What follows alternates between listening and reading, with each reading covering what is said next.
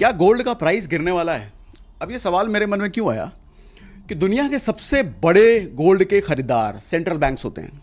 Central banks ने 2022 के बाद ताबड़तोड़ 1000 टन हर साल खरीदा है। और इस साल एएनजी की रिपोर्ट है, मतलब ऑस्ट्रेलिया का सबसे बड़ा बैंक, इस साल सेंट्रल बैंक सोना कम खरीदेगा। दूसरी तरफ मैं देखता हूं कि इस बार जियोपॉलिटिकल टेंशन जो है, जैसे रशिया यूक्रेन का युद्ध पिछले 2-3 साल से चला आ रहा है, अब शायद वो थम जाए, क्योंकि ट्रंप भी कोशिश कर रहे हैं कि वो थम जाए, क्योंकि अब दोनों देशों को भी समझ में आ गया इससे कुछ ज़्यादा फायदा होने वाला नहीं है। और ट्रंप का जो टैरिफ है भारत पर, वो भी ट्रंप का रुख बदल गया है कि ट्रंप अब मोदी जी को वापस से फिर से दोस्त और आई लव यू जैसी बातें करने लग गए हैं।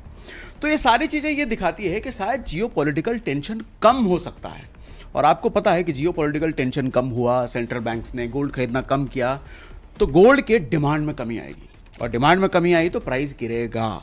लेकिन बात यह भी सच है कि गोल्ड का प्राइस जब जब गिरता है, थोड़े समय के लिए गिरता है, कि उसके बाद वो वापस एक नया ऑल टाइम हाई बनाता है।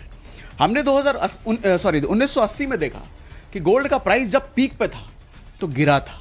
2011 में देखा गोल्ड का प्राइस पीक पे गया तो 44% गिरा। 2020 में हमने देखा गोल्ड का प्राइस पीक पे गया, फिर गिरा, लेकिन हर गिरावट के बाद गोल्ड ने नया ऑल टाइम हाई बनाया। इस पर हमने डिटेल में एनालिसिस करी है। ये जो थंबनेल दिख रहा है आपको यूट्यूब वीडियो का, और नीचे लिंक भी है, देखिए और पूरा देखिए।